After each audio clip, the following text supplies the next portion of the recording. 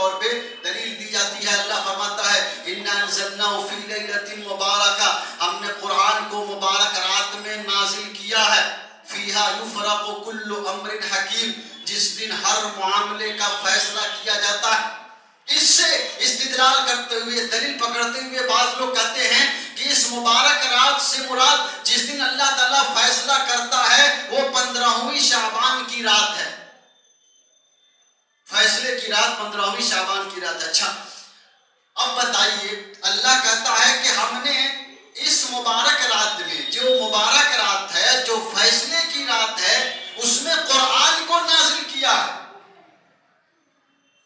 اب بتائیے قرآن رمضان میں نازل ہوا یا شعبان میں نازل ہوا ہے؟ قرآن رمضان میں نازل ہوا یا شعبان میں نازل ہوا؟ تو اگر لیلہ مبارکہ مبارک رات سے مراد 15ویں شعبان ہے تو قرآن شعبان میں نازل ہونا چاہیے. اگر ہاں کہتے ہیں تب بھی پھنسیں گے، نہ کہتے ہیں تب بھی پھنسیں گے. اگر کہتے ہیں کہ مبارک رات سے مراد 15ویں شعبان ہے تو پھر قرآن شعبان میں نہیں اترا ہے، قرآن رمضان میں اترا ہے. اس لیے کہ اللہ کہتا ہے شہر رمضان الذی انزل فیہ القرآن.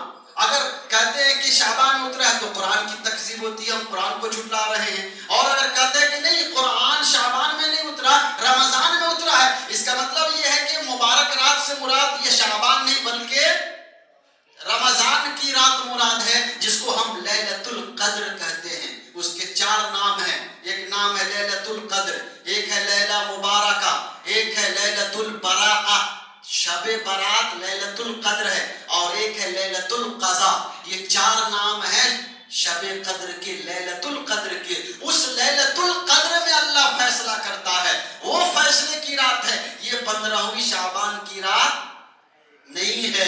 پھر یہ مراد لینا، اگر اس سے مراد 15ویں شعبان لیتے ہیں تو یاد رکھیے آپ قرآن کا انکار کر رہے ہیں. اس لیے کہ قرآن شعبان میں نہیں اترا ہے، قرآن رمضان میں اترا ہے. اِنَّا أَنزَلْنَاهُ فِي لَيْلَةِ الْقَدْرِ، وہ قدر کی رات ہے.